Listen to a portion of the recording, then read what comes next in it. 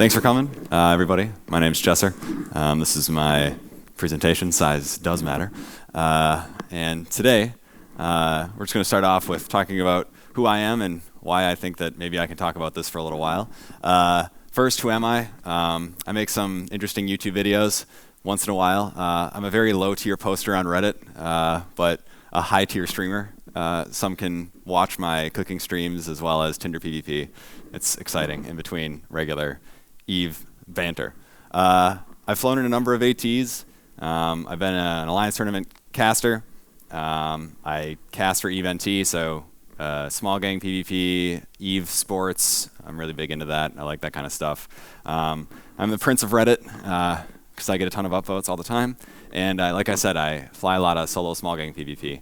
And basically, the idea of this talk is to talk about PvP, which in light of the war and all of the giant space battles, people may forget that there's some new bros or some lonely schmucks like me with only 3 friends that go out and look for PvP that way. So we're going to talk about how to find PvP when you're in a small group or when you're solo, where to go in EVE to get PvP, and what engageability is, and then how does looking engageable help you? And then we're going to go over some questions at the end. But basically, you know, for those of you that may or may not have seen some really cool PvP videos like Big Miker's Ferocious series, or you can look at Garminations, the legendary Garmin.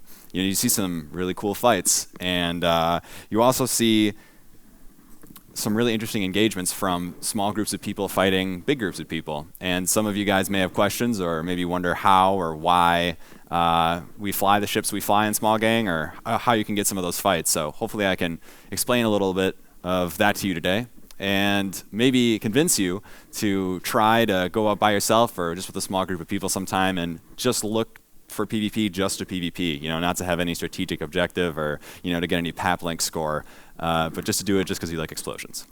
So the most important thing when it comes to finding content in PvP is this screen right here, this picture, which is the world map control panel. And for those of you that don't know how to get there, just press F10 and it brings it up.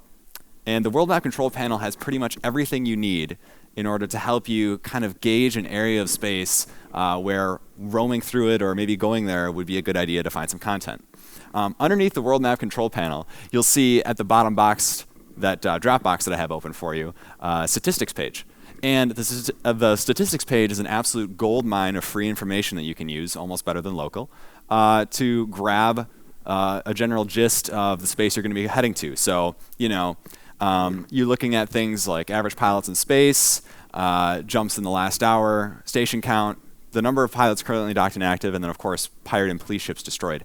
Looking at all these different metrics, and I'm just going to go through them really quickly, gives you, in general, a great idea of what type of PvPers or what type of people you'll run into when you head there with a small gang.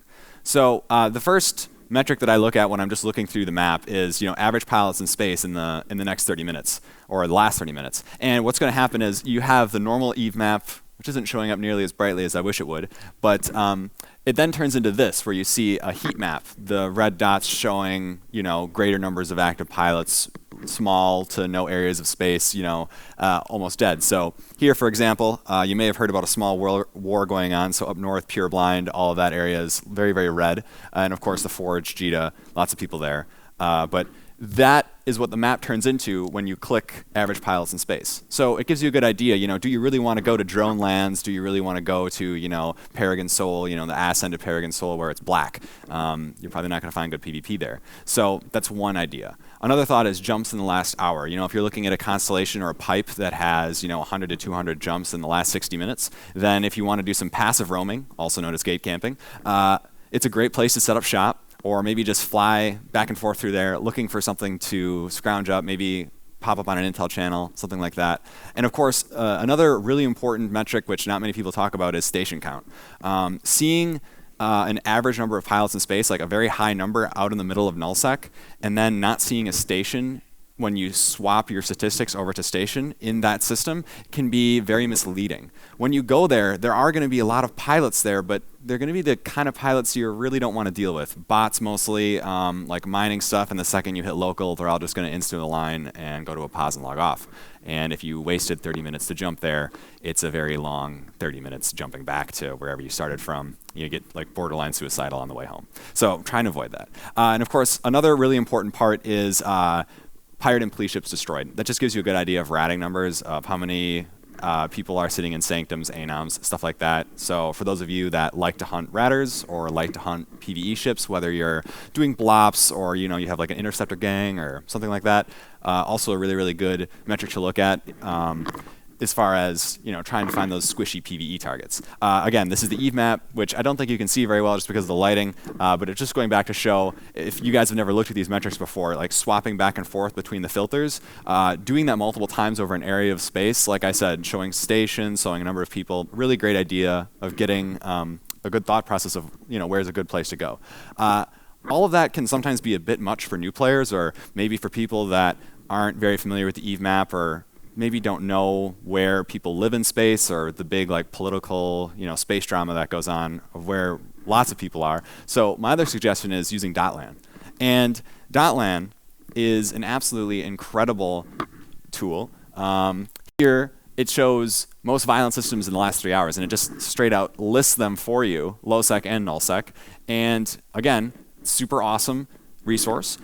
You have to be slightly careful when you're using .lan, however, because again, with the small war going on, a lot of the systems are up north. And if you're in a 3 to 4 man gang, showing up thinking you're going to get a lot of content and suddenly running into a 60-man Macarial fleet can be a downer. So I don't know, like everything, you need to kind of have your pulse what's going on in New Eden, at least to stay out of some huge trouble. So that's kind of the basics of at least how I go about looking to try to get content in Eve, or at least, when I'm sitting in my station fitting up my ship thinking, where should I go today? That's kind of what I look at. Before I move on to the second part, just wondering if anyone had any questions, comments, concerns, anything like that, any personal experiences or anything like that. Otherwise, we'll just move on. Yes.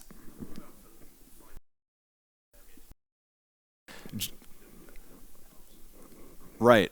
So as far as a generally good area to base out of, okay. So there's a few train of thoughts when it comes to that. Obviously, you pilot W, picking a system extremely close in high sec, close to your low sec, roaming grounds, whether it's near Huola or like Sasala if you're Amar, Minmatar, or maybe up in like near Tama if you're Galente, Caldari, is a great idea. For those of you that may not be in faction warfare, Thera is probably one of the best things that has happened to Small Gang in the recent times, because it gives you literally portals to every single area of Eve, and there's a great website made by, I believe, Eve Scout, that will list all of the wormholes for you. So it's pretty easy to get in and out of there. The only issue with Thera is you have to be comfortable with scanning, and there's a lot of dangerous elite PvP, or quote-unquote elite PvPers that live there, so you got to know a thing or two. Last option, and well, I should say last two option. One of them is just base out of Jita, and then kind of eat the like scanning, and just scan in that general area around Jita or around a big hub, and look for wormhole chains that way. It's a lot more work to do it that way, but it's also very safe, because you're in high sec, so not really much to worry about. Last option, probably the most intensive, but maybe a better idea now with Citadels recently being released, would be to find either a C2 or a lower class wormhole that has null static or a C5 static. And that way you have your own personal like little Eve server in your C2, and every day you can just roll your null static to find new wormholes that lead to different areas of null. Probably the best way to find the little small groups or little small fights that you're looking for. I hope that answers your question. Sorry, I was a little rambly. Any other questions? Any other concerns? Anything like that? All right, cool. So that was kind of the first part of my talk, just as like a preface of, how do you look for and how do you find PvP? Because I think a lot of people in Eve, they just see the end result of a lot of hard work of looking for fights. Don't get me wrong, this isn't like an absolute 100%, if you read this correctly, you're going to get content, you're going to get a fight. It just is more of like a guide. Plenty of times we go to places that look great on a map and there's no one willing to fight us or nothing there.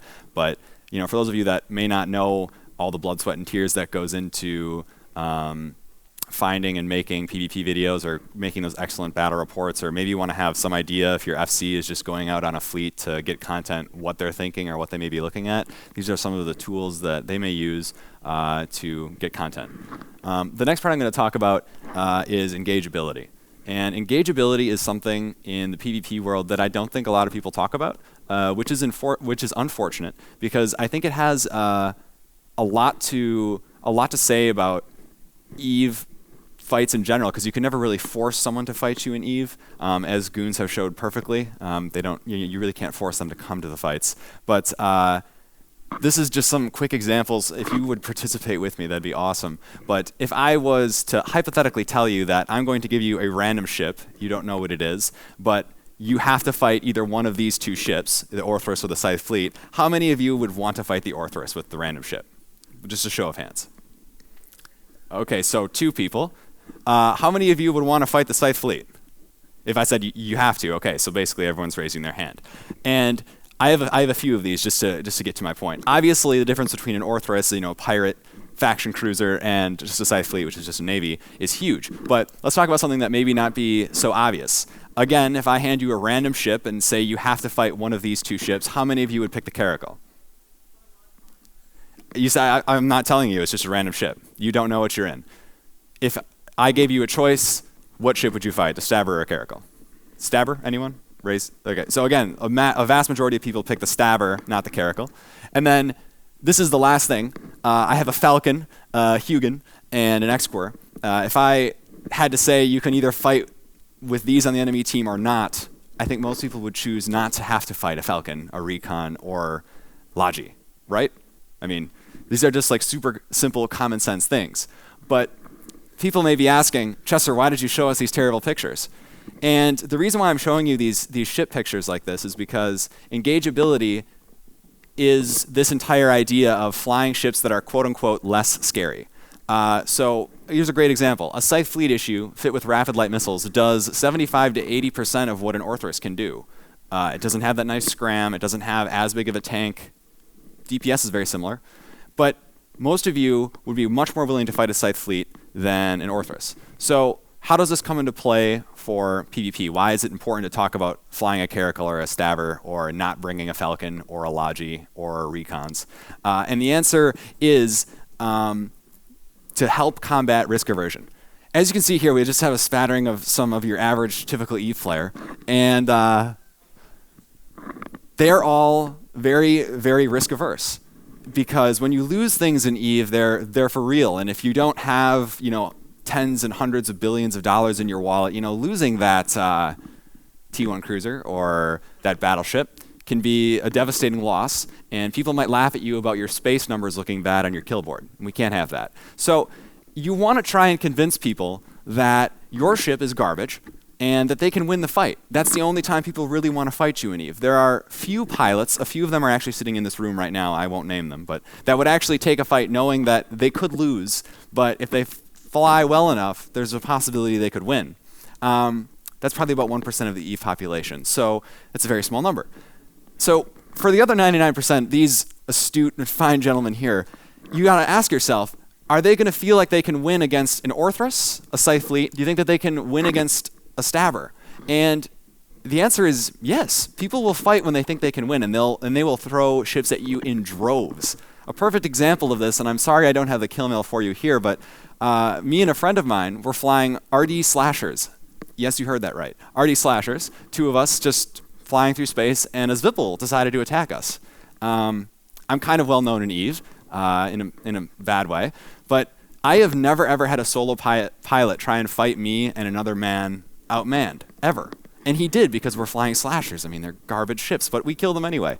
And the same thing goes for the Stabber. I did a video on the Stabber as well, and I'm not going to stand up here and tell you that a Stabber is an excellent T1 cruiser, because compared to the Caracal, it's not. But that doesn't mean that the Stabber can't get kills and surprise people. If your entire goal when you're playing EVE is to make the maximum use of your time, your fun per hour, be as high as possible, then getting more fights and getting easier content, and possibly fights that are quote-unquote more fair on Tranquility, then maybe flying the Stabber should be a better idea for you, or not bringing out a 7-man caracal fleet with 2 scythes and a Blackbird. I mean, that's really scary. I mean, who wants to fight that? And if they are going to fight that, they'll probably bring Cerberus, and then you'll complain on your way home in your pod, oh God, how dare they? When you could have showed up with like 4 Stabbers, because people will fight 4 Stabbers because they think it's garbage. And you might be able to get a kill or 2 because some hotshot in his Vagabond might be like, oh yeah, I can totally handle 4 Stabbers. Or, you know, there's always that one guy in his T3D that's like super pimped out that, you know, fights a Stabber and loses. I mean, it's happened. So those are just things to think about. You know, if you're taking out a small group, do you really need that Falcon? Do you really need that Blackbird? Does that Logi, do you really want the Logi? Not every single fight you have to take out do you have to be completely kitted out with every single possible contingency, and every single ship has a Sino ready to roll with the hell on standby. You know, go out with something small. So I just kind of wanted to hopefully make a small dent in maybe an idea of engageability. So that way you can combat risk aversion. You can hopefully get better fights out of these fine gentlemen here. And that's just one way to do it. Going back, calculating the scare factor. Do you have Logi? Do you have force multipliers, recons, force recons, you know, jams, stuff like that? Do you have lots of faction stuff in your ship? Do you have Sinos? Do you have a super large fleet? All of those things, if and when you fly with them, make you less engageable. People have to either get more ships to fight you or they just won't fight you. So going back to the idea of your fun per hour and maximizing it, if you're just looking for fights, ask yourself if you really need those ships or if you really want to have those ships. There's some other great things that you can do to look more engageable as well. Again, flying non-meta ships. We had talked about it earlier with the Caracal versus Stabber example, but you know, there's tons of examples out there. Instead of flying a Confessor, maybe choose a Coercer. And that entire idea of downshipping, of not flying the absolute best ship you can fly, is pretty strange because, and I will agree with you, most people in Tranquility, being as risk-averse as they are, they're going to use every single tool at their disposal to kill you because they're not interested in a fight, they're interested in making their space numbers look better. And that's kind of something that you have to deal with being a Tranquility pilot at times. But flying these off-meta ships, you know, flying a Rail Atron, flying a Beam Punisher instead of a Slicer, will allow you to get content and possibly better fights more quickly and with more regularity. I know for a fact that when my corporation Wilderness flies out with RD Slashers, 4 of them, or 4 Slicers, we get into hilarious situations that normally would never happen to us. Like recently, a single Phantasm decided to attack our 4 Slicers, and Phantasm actually loses that fight, but the Phantasm pilot, being in his, like, you know, hot rocket pirate cruiser, thought there was no way. But he died. And again, I rarely have people coming and warping out to me to attack me. It's just a weird thing. It doesn't happen. And I think a lot of it has to do with the fact that we're flying these like super unassuming ships. So, you know, that's a really good idea. Shipping down, again, don't always, if you see like 1 or 2 guys in your system and you're looking for a fight and you don't inherently just want to get them out of your system or have a strategic goal, ask yourself, if they're flying 2 T1 cruisers, do I really need to drop the Nightmare on them? You know, ask yourself that question. Do you really need a Blackbird as well when they only have a 3-man gang? I mean, you know, the other thing is fighting outnumbered. Again, it's more of a interesting thing to do. Not many EVE people are familiar with doing it or are comfortable with doing it, but blobbing the crap out of people while it may secure you a kill mail will not necessarily make you a better PvP pilot. And again, going to your maximizing your fun per hour, talking about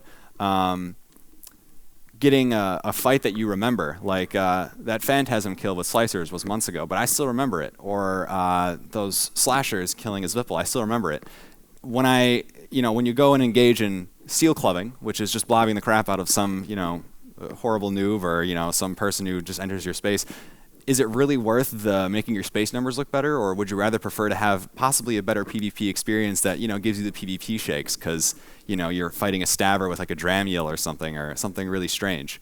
That's just a thought, just an idea. At least where I come from, at least my corporation, it's how we think all the time. But to a lot of EVE players, it seems like totally anathema. As far as another great way to surprise people is deviant fittings. Laz Tellraven, a gentleman I'm sure most of you are familiar with, is a really good master at this. He's made a Tengu fit which essentially can perma run an XLAS booster, and he just can tank. He can just face tank for days. And most Tengus are 100 MN fit, or you don't see them very much these days because of a lot of nerfs that have happened. And he brings this Tengu fit back, this brawling Tengu, which people don't know how to deal with, and they do really stupid things with it. Another great example would be Gorski Kar fitting complete ECM hook bill. So most people think hook bills are terrible, but when they have 4 ECM multispectrals in the mid slots, it's completely new. It like completely changes exactly what you think the fight may be. Just thinking about interesting things like that. Some fittings are really, really bad on ships, but other times, it can make things interesting. 100 MN AB Vagabond is another good example. Mr. Hyde, I think, recently showed a video of what a really weird fitting on a Vagabond would be like. Most people don't expect an AB Vagabond, certainly not 100 MN, but just those ideas, ask yourself, flying on the trip home, if you want to be a super nerd, instead of, watching Star Wars for the 4th time, be like, hey, I wonder if this would work on a ship. Take a look at it. You might surprise yourself. Another good way to become more engageable is to have a really strong shitposting game, whether that's on EVE Online, on Reddit, or anywhere else. If you can make the EVE community loathe you, people are going to want to kill you. And it's going to be easier to get fights because people are going to go out of their way to try to fight you. And that's really nice. I think a master of the shitposting is a group of people that decided to try to make a Kickstarter. And they literally were so good at looking engageable that all of EVE decided to come and fight them. And that is a strong skill because content was brought to their door. Unfortunately, they didn't open the door, but I mean, it was there. And how many times can you say where you've undocked and there's just been content right there for you? I mean, if any of you can remember the days of Rahadalon and Brave Newbies and all of that glorious content fountain, making that Kickstarter did that for goons. And if you're really smart and want to do that for your alliance someday, you can think on those lines. What can I do, at least in those regards, out of game to make me or my corporation or my area of space look really engageable? Another more realistic example would be PFR, PvP Fort Republic. Again, put a huge target on its back. Excuse me. A huge target on its back because they went into nullsec doing something completely different. Anyone can dock at their port. They're known to get out and give good fights. They get a lot of small gangs roaming through. They have a lot of small gangs roaming out. It's just a nice situation to be in. So if you're in one of these coalitions, if you're in one of these alliances where, this is really unfortunate. This war is actually really unfortunate to this talk because I was going to say the blue donut, no one has nothing going on. It's so hard to find content, but obviously go up north. But now the Declan's been won. Maybe everything will lull back to normal EVE. But when you are logging in and you feel like there's no good PvP or no good content, ask yourself if you could do some of these things inside your own corporation or own alliance to maybe make yourself, make it easier for better content to be brought to you. Another great thing that happened recently, thank God and God bless skill injectors, but you can make a new character. Most people, again, going back to being risk averse, these gentlemen here are going to take a time to look at local. They're going to look you up. They're going to look at your kill board, check what your space numbers are, and see how old you are. With skill injectors, you can have a perfect pilot flying a hick in like 1 or 2 days, and I'm sure you've seen many posts on Reddit or on Zkill of a hilarious 2-day noob flying a purple widow in high sec getting dunked by like an incursus. I mean, that happens, but again, that's another thought. You can also go so far as to buy characters that have bad kill boards, and I know a number of people that have done that because with a bad kill board or like really, really bad space numbers, people will again be more willing to fight you because they think you're stupid. And making another person feel superior in their spaceship skills are again going to make them more willing to fight you. So it's a really good idea.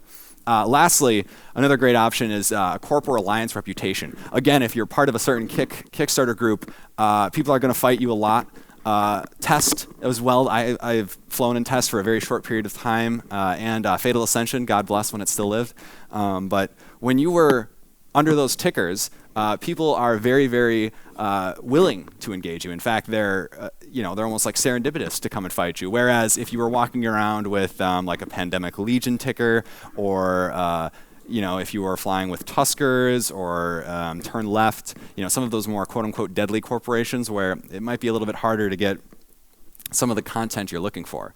But all in all, that's kind of the end all of looking more engageable, at least what you can do out of game and a few things you can do in game to assist your content per hour. Does anyone have any questions, any concerns, any thoughts? Man, crickets. I gave a better presentation than I thought, which was really surprising. I'm really hungover. All right. Well, if that's all, I really appreciate you guys coming down. Sorry it ran a little bit short. I think I'm talking super fast because I'm nervous, but thanks for putting up with me.